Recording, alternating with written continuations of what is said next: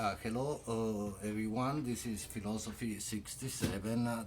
This is week 9, and actually, I'm sorry. This is week 8, and we are doing. So this is the end of the second part of the semester, right? We are doing today reading from a book by Giorgio Agamben, Homo Sacer, sovereign power and bare life. Okay, I will say more, of course, in a minute.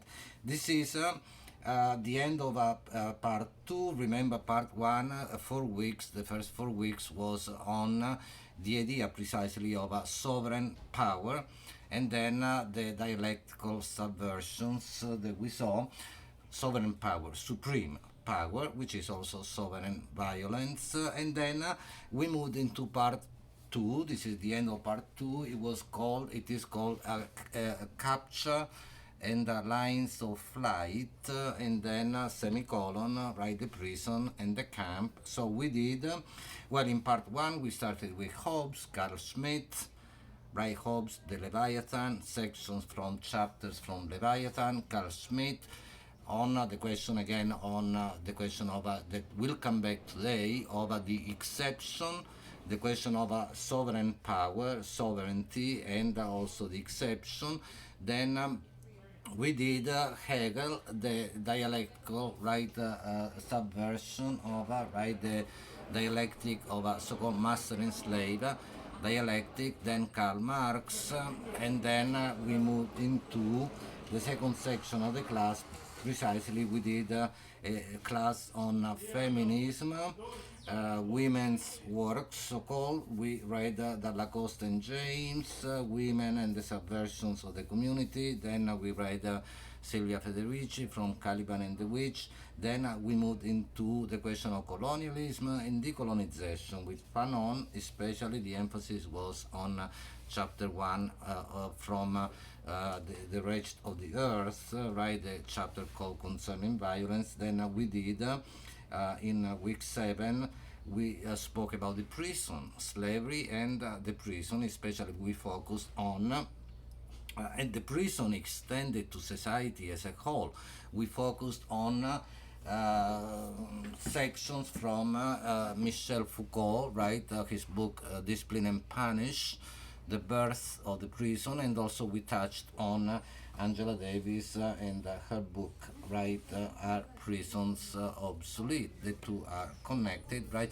But in any case, we focused on that idea, this extension of the prison to society, this generalized punishment, and this pre-punishment. I mean, one is punished before one even, commits any whatever crime, and so on and so forth. Okay, so the extension of this is what we are going to see today with Agamben, and sections, passages from his difficult book called Homo Sacer. That's a Latin expression. That's the title, right? Sovereign power and bare life. Homo Sacer translates literally, as the translation is a sacred man.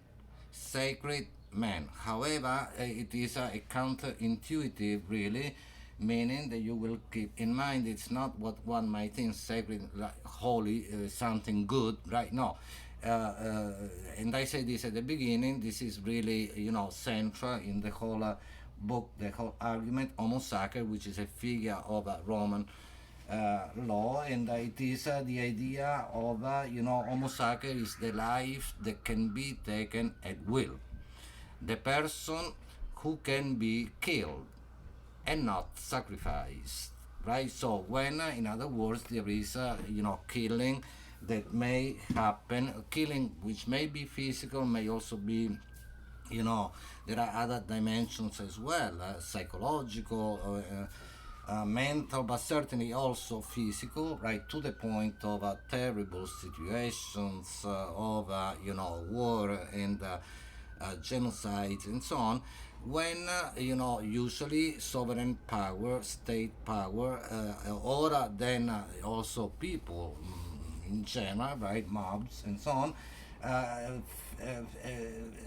feel, that, and they actually act on that, and they, have this sense that they have the authority, or even beyond the authority, that they can do as they please, almost like in Thomas Hobbes's State of Nature, in which anything goes, and a person's life can be taken at will. It has no value anymore whatsoever, no protection whatsoever, and so on and so forth. Okay, so in any case, the key words that I put for today's class are biopolitics. Biopolitics, maybe I introduced this word last time, but it is a word that is, if not coined, made certainly popular by Michel Foucault, precisely bios, life, politics, right? So politics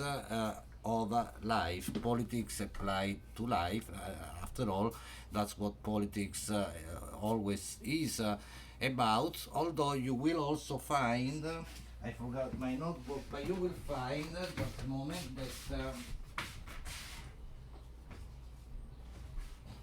that in the book, in addition to biopolitics, there is also at one point, and I give you the page immediately, where this word occurs one time, thanato. Thanato politics, Thanato, thanato politics, where thanatos means death. And that's on page 122. Then we will see that Agamben also speaks about the question of the politics, the politicization of death, So, biopolitics, the politics of life, of bios, okay, also includes this element of the politics of death, which is really what sovereign power is about, right? I mean, typically, in the classic sense, the sovereign has the power of life and death over his subjects, ultimately, right? So when someone is in the hands of sovereign power, that's when, right, you have both the dimension of the politics of, so to speak, in a simplified way, life and death, that and by the way, sovereign power today is not only the figure of the king, right? It is not only the figure of the king, and therefore, or the kind of some kind of central government. It is extended, just like the prison is extended to society as a whole. Sovereign power is also, right, I mean, widespread and common. Any instance of institutional violence, whether it comes from the bureaucracy, the police, the state, and so on and so forth, then it is an instance precisely of sovereign power, of this extension, this diffusion of sovereign power, which is, like we saw in the prison last time, and today the figure will be, the place will be that of the camp.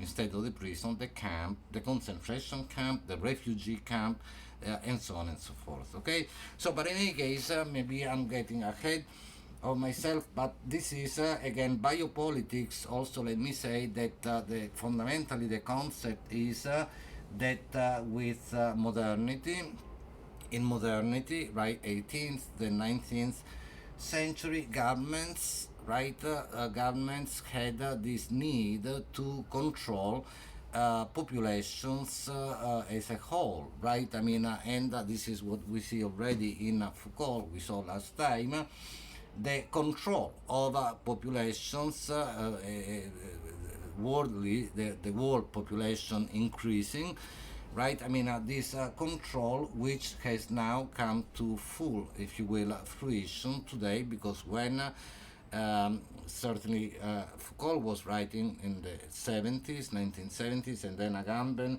also closer to us, right? I mean, he's still writing, and so, but the idea, I think that this book was published originally in Italian in the late 90s, 1990s, right?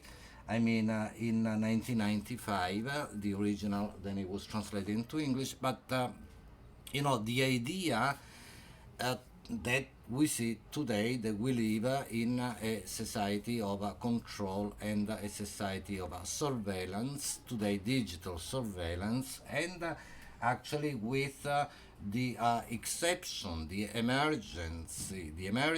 state of emergency, the state of exception that we are living through today with the COVID. 19 pandemic, the coronavirus, and so on. This is tragically a time in the place in which we can very well, in important ways, we should think about the meaning of power, the meaning of the exercise of power, the meaning of sovereign power, the meaning of the exception as well. Remember what Carl Smith said right at the outset of the book that we saw, political theology. Sovereign is he who decides on the exception, right? The exception this time with the pandemic that we are, still in, right, and probably for some time. This time, on the one hand, right, the exception has arose by itself, right? In a sense, it's a medical, biological, and it's a health crisis to begin with, but then also the various measures of exception and emergency have become immediately and still are in important ways political, and it is various state powers and so on and so forth that create exceptions as well of their own. I'm not here saying whether it is right or wrong to the whole thing of lockdown, quarantine, and so on and so forth. Has a lot to do with what we are looking at in terms of sovereign power, the exception, and bare life, the possibility of a bare life. Okay, so again, to go back to, I don't want to be too long, but to go back again to this, just even the keywords I give, biopolitics. I hope I made that clear. Again, I had to be very sketchy, but it is this control, this need to control populations as a whole, right? And also, then I say life in the syllabus. Those are the keywords: life and bare life. Think about the meaning of these words. What is life, after all? And Agamben begins, you will see at the outset of his book, precisely that he makes the distinction between, in the Greek language, ancient Greek, the distinction between two words for life: zoe, Z-O-E, zoe, and bios, right? The first word, zoe, is of course included in words today like zoo, zoology, and so on, and bios in words like biology, biography. They both mean life in a different way. So, but the question of life is that life can be precisely bare, naked life. That's the title, right? Sovereign power and bare life of the book. And this bare life is evidently unsustainable, or there is then the transition that we already have in the tradition of course, philosophy. I mean, Aristotle, for example, in ancient, right, in Greek philosophy, the transition to the possibility of the good life, right? The good life would be precisely, what supersedes, what overcomes, right, the if you will, the condition of a bare life. Okay, because in this class we studied Hobbes, right? I mean, remember also the kind of a hypothetical, fictional state of nature in which everything is possible. That is something that can be seen as an analogy, as an approximation to what this bare life is. But think about this: bare life is unprotected life, right? Bare not only in the sense of not maybe being clothed, that too, right? Not have clothes on, but also more importantly, not having the protection. And of course the law is, as we saw already, problematic in many ways. But the legal protection, civil, whatever, political protection, and so on and so forth, it is ultimately this bare life versus another type of life, which ideally might come with the political organization of societies, with culture, and so on and so forth, right? The good life, right, which is not only seen in terms of certainly material wealth, certainly for Aristotle would be the life of understanding, the life of the mind, but in any case, the good life is opposite to bare life, okay?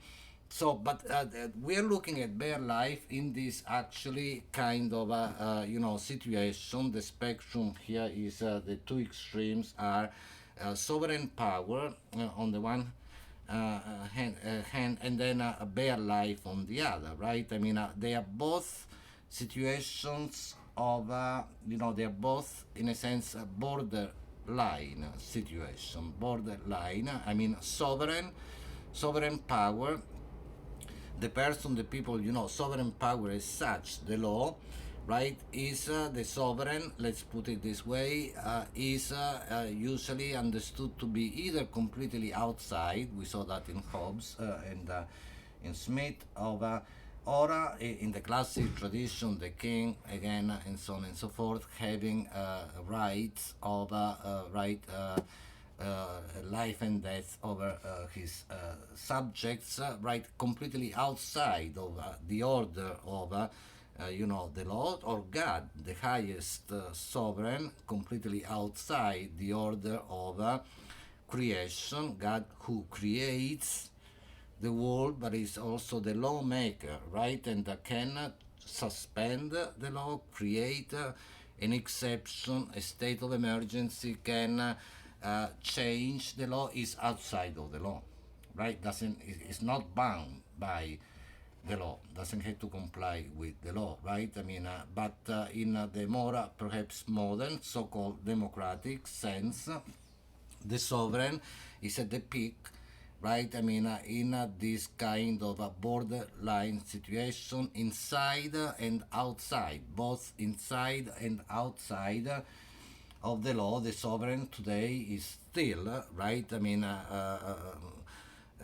has still to comply with the law, but the sovereign can step outside of the law and change it and suspend it and so on and so forth. I mean, we see very often when a state of emergency, of an exception is declared, this is what the sovereign does, to suspend, right, the law by decree, by the rights of people, civil rights, and so on and so forth, can be suspended for any exception, any emergency that the sovereign deems important enough, right, to going so that then the law goes in that direction of its own suspension. So on the one hand, we have sovereign power. I hope that I'm making this clear. At the top, let's say, being inside and outside is, by the way, logic. Keep in mind of inclusion and exclusion is very important, and bare life as well, right? I mean, life that is unprotected, which, like I said, is in itself unlivable, right? Unsustainable. But this is what the figure of Homo sacer, remember the title of the book, I spoke already about this, that's what it is, right? When life can be taken, at will. When a person's life can be taken, when a person can be killed and not sacrificed. So outside of, if you will, the limits of the confines of the law, right? And so bare life is also a borderline situation. Bare life is also to be very often, certainly excluded, but very often in and out, included as excluded. I mean, again, we saw the prison last time, the prison, but the camp, many other situations in which, right, people find themselves in this situation of inclusion slash exclusion, or more precisely, perhaps more importantly, they find themselves included as the excluded ones, right? I mean, again, think about, right, people, inmates in the prison, industrial complex, or in any other,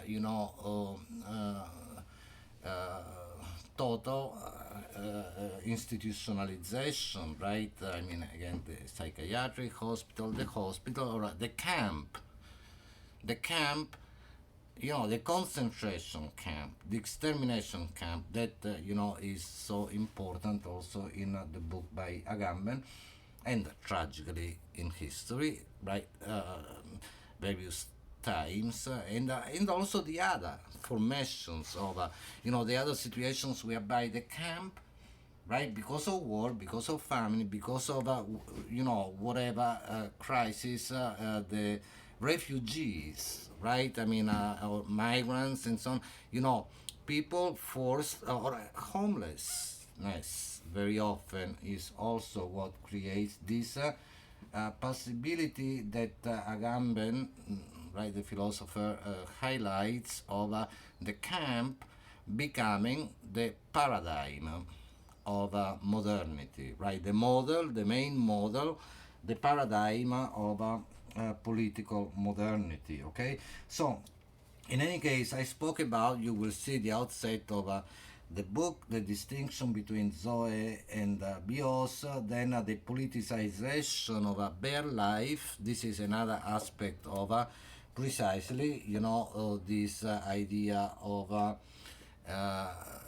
biopolitics, when bare life, biological life, right? I mean, life, mere life, right?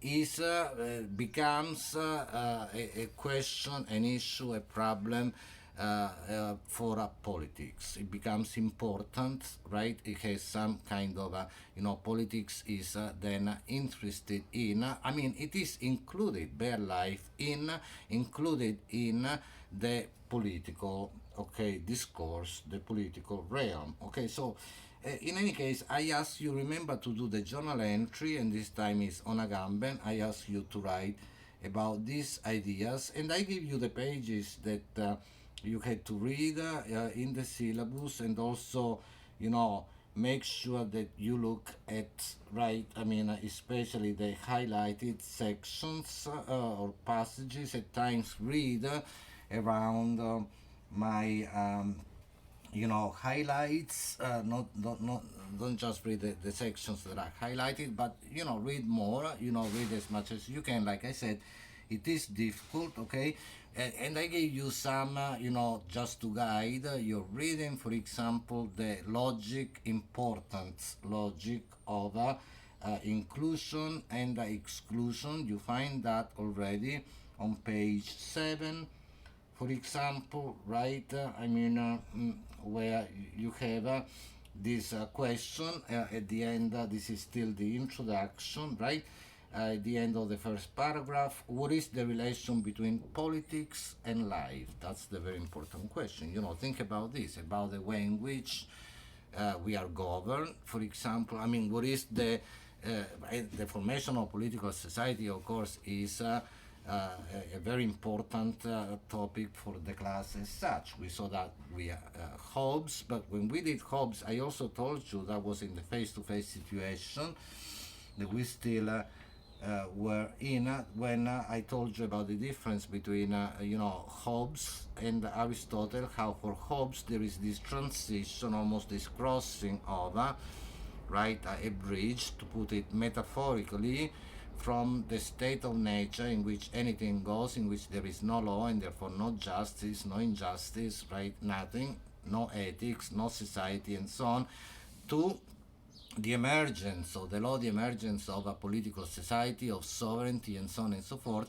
where you may, that's the promise. It doesn't then happen in history, but the promise would be for Hobbes that societies may able to find precisely security and peace, right? The end to the war of everybody against everybody. That was Hobbes. But I said that for Aristotle, for example, political life is not only an extension of human life, but to be human means to be political, right? And Agamben speaks about this as well. He goes over, precisely Aristotle's idea on page 3. You find toward the end of page 2, you find the words, in the final bottom paragraph on page 2, politikon zone, right? This is Aristotle from Politics in Ethics to zone politikon, the human being as a zone animal, political. The human being as a political animal, not the only one, to be sure, but in any case, it is a situation whereby, politics comes together with being human. One cannot be human, not be political. In that sense, right, the political organization of a society is not something that comes because of a contract pact made as we have in Hobbes, but it is precisely as Aristotle says in the Ethics, the human being is a political animal by nature, meaning the human being cannot not be political. Okay, so think about this difference as well. But in any case, the question of what is the relation between politics and life? Right, and we could say more about politics. Remember, the politics, the word comes from polis, Polis, from the Greek language, meaning usually, the people say it's the city, but it is the community. Polis means community in the Greek tradition, where the word polis became important. The city was the full-fledged, if you will, and self-sufficient, the best, community, right? So that's why usually we say city, polis. City, polis is the community. The political organization of life is life organized in according to the community, in a communal way, and so on. The individual is never separate and independent and sovereign individual. The individual is, and we don't have to wait for Karl Marx. We did Karl Marx in this class too for this, but Aristotle already in ancient philosophy, the individual is always social, right? Political, social to begin with. In any case, that's the question, and today, of course, with digitalization, surveillance, and so on and so forth, I leave that to you to elaborate on, but really interesting things. Think about the way in which everything is monitored, controlled today. Everything is tracked in terms today, now with the pandemic as well, in terms of people's health or lack of health and so on and so forth, right? So the way in which, again, politics is, the relation between politics and life.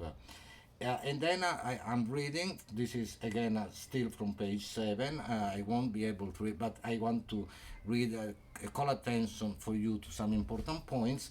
Then he continues, Agamben, if life presents itself, so what is the relation between politics and life if life presents itself as what is included by means of an exclusion? Okay, so in any case, this question of inclusion exclusion, you find that again on page 8. The inclusive exclusion, you find it on page many times you find it again, but certainly on page 83. Later in the book there is also this important moment, but that when he speaks about the ban, very important concept also, ban, the ban, right?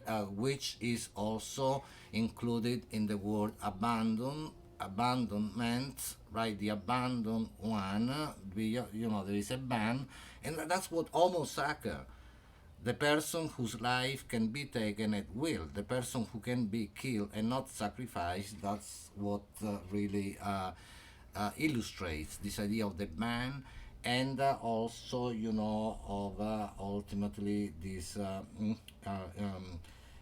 inclusive exclusion. But he speaks here on page 83. You will find also the expression double exclusion, which is what I'm speaking about, and the ban. Let me read, because I'm here already and we don't have much time. At the bottom, toward the bottom of page 83, there is this. There are so many important passages, again highlighted for you, but this one is very important. This is like 6, 7 lines from the bottom, right, where he says, "The life caught." And we are speaking about capture already in this section of the class. The life caught in the sovereign ban, ban, right? So life can be caught in that sovereign ban, right? Is the life that is originally sacred, that may be killed, but not sacrificed. I leave that to you also to consider, what the meaning of this is. Think about the difference, for example, between killing and murder, right? Murdering, which is a legal, right, concept. I mean, killing happens in many ways. Not all killing is considered murder. That's a category of the law, right? And killing is, of course, not limited to the human sphere, and so it's a very problematic mm, point. You can think about, and sacrifice also. What is the meaning of sacrifice, right? So, but in any case, it can be killed but not sacrificed, meaning killed for no reason whatsoever. To put it simplistically, maybe life taken at will. The extermination that happens in terrible, tragic, genocidal situations, extermination, where precisely life is taken at will, and people are, at that point, right, have already been dehumanized, right? And extermination is also a word that we use in other kind of registers, right? We speak about the extermination of, pests, exterminate rats and roaches and so on and so forth. So, but the question is that very often this same language, it might be problematic in this sense as well, but this same language is used by ideologies that want to justify their, their criminal, murderous policies very often. But what happens here is that those who are killed, right, and I leave that to you to think about so many instances of this throughout history, and in our contemporary age. Those who are killed this way, they are not sacrificed. They are not even killed in any, very often, um, legal. Although again, the law here is, the problem of the law is what we have already seen, right? The law that can precisely itself suspend itself, and so on and so forth. But in any case, in this sense, he continues, right? So maybe I read this passage again. The life caught in the sovereign ban is the life that is originally sacred.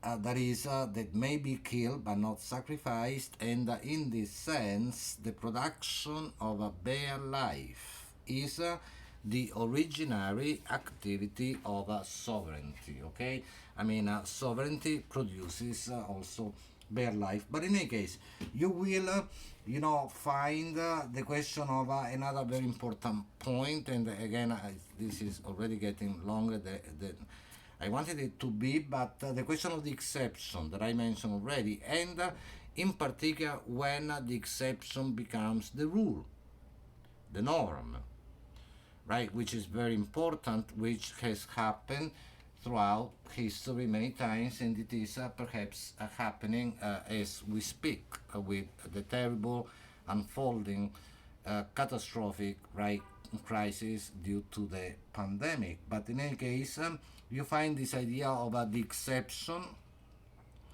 becoming the rule on page 9, you know. Then also I just give you a few you know indications of this, a few pointers. Okay, the exception everywhere becomes the rule, the realm of bare life, the state of exception that becomes then often permanent, right? And so on page 18, you can check that as well on page 18, page 22, 25, 65, and other places as well. I'll go back to that later, but sovereignty is a very important, of course, concept throughout the book, but you find something important, a reference to Carl Smith on page 11, already still in the introduction, and then the first chapter is called The Paradox of Sovereignty. Paradox of sovereignty, I already spoke about this, and therefore the structure of the exception, the borderline situation that I mentioned already, okay, and the suspension, okay, and then on page 17, toward the end of the page, you find also this sentence, the exception, okay. So we are speaking about sovereignty and the exception, the sovereign exception, as we already saw in Carl Smith. Right on page 17, you read the sentence, the exception is a kind of exclusion, okay?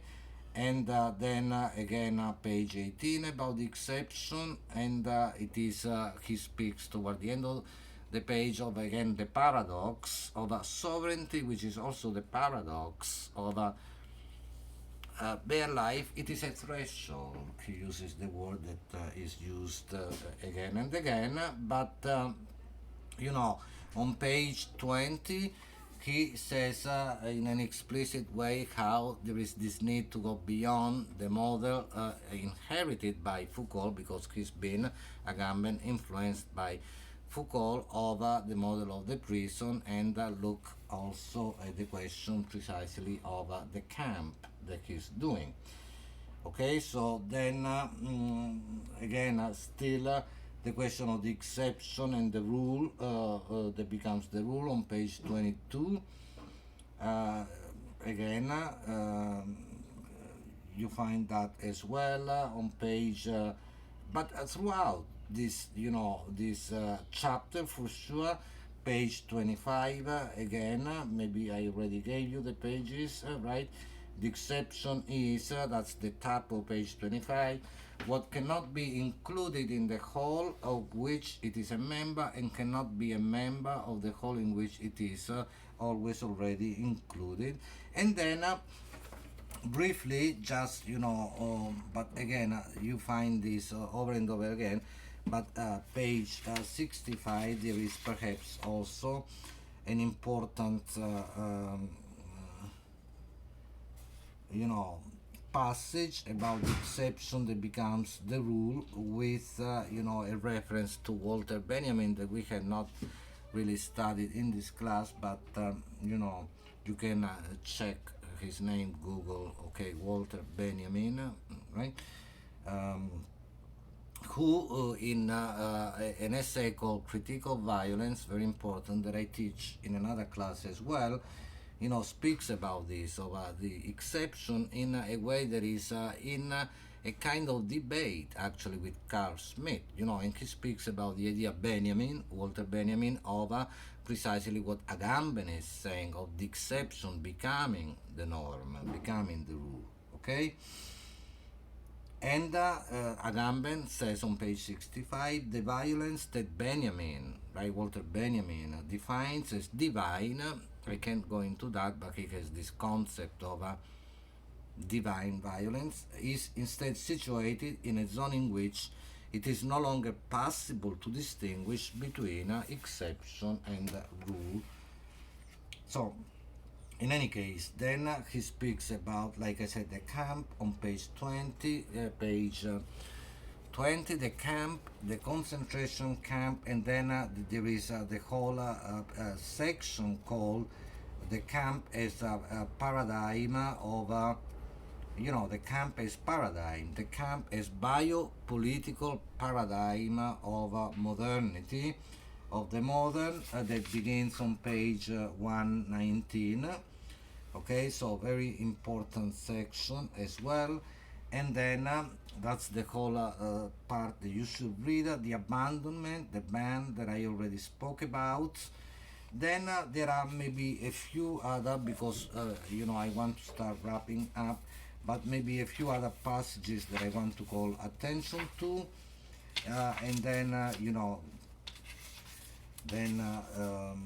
if you have questions, just email me, contact me. As I said, this is a difficult book, but on page 113 you have again the figure of but starting from page 71 throughout, the question of the figure of Homo sacer becomes really important. And then maybe I read this passage at the end of a section called threshold. There are various thresholds. Page 115, right? I mean, on page 115, really at the end of that section,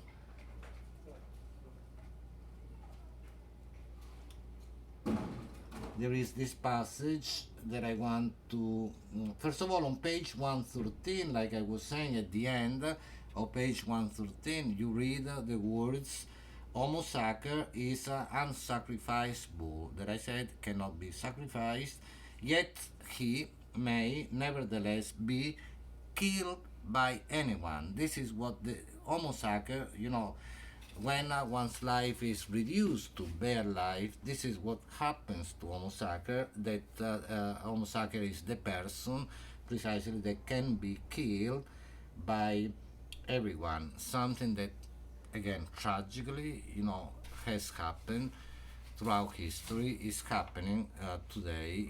There are many instances of this. Think about that. Okay, so.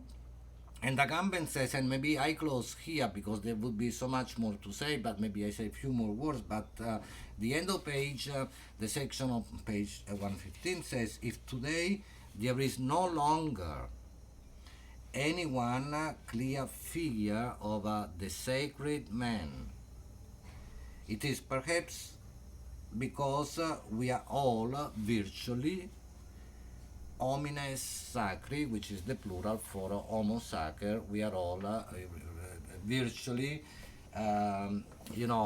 we can all be killed and not sacrificed, right? We are all virtually in a position of bare life.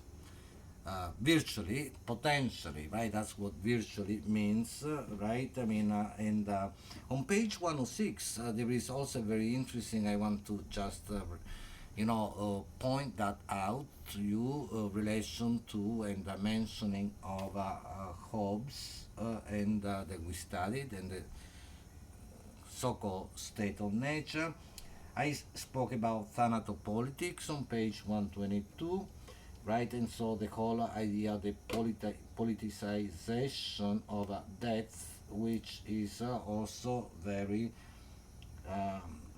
sadly, a very timely topic for discussion today. But I want to call your attention to a very important passage on the refugees, which is on page, 131. 131, section 2.3, toward the end, the last, the second half of the page. Read that section on, refugees, and see what that means, even more so today, 25 years after this was written to begin with, right? But the whole situation that arises from, everything that you see, that you read from this book, like I said, it is difficult. I hope that I gave you some insights. Another point that I may want to call attention to is on page 64. Is a very important page, the whole page. So go to that page as well. Toward the middle of that page, for example, you read that he says sovereign violence opens a zone of indistinction, okay, between law and nature, outside and inside violence and law. We already spoke about this, the ambiguity, the indistinction, the threshold.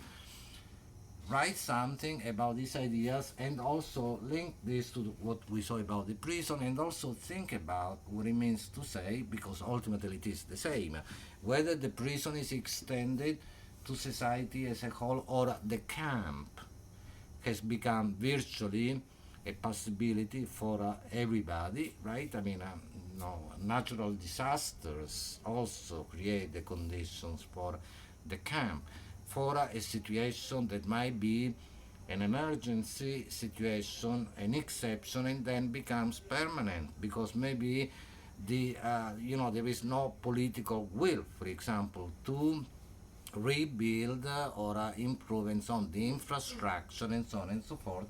There may be, maybe especially say in a poor country, an earthquake followed by a famine and so on and so forth, and people end up perhaps living in the camp forever, when it was supposed to be a moment of precisely emergency, of exception.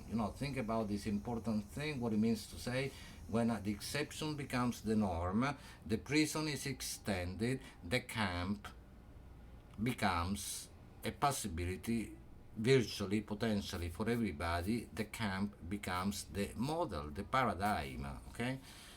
Potentially. Okay, so in any case, write something about this as well. I know it's difficult. I mean, I hope I gave you some pointers, some help, some insights, and read especially the highlighted passages. If there are questions, please contact me, and see you next time. Okay, thank you. Bye.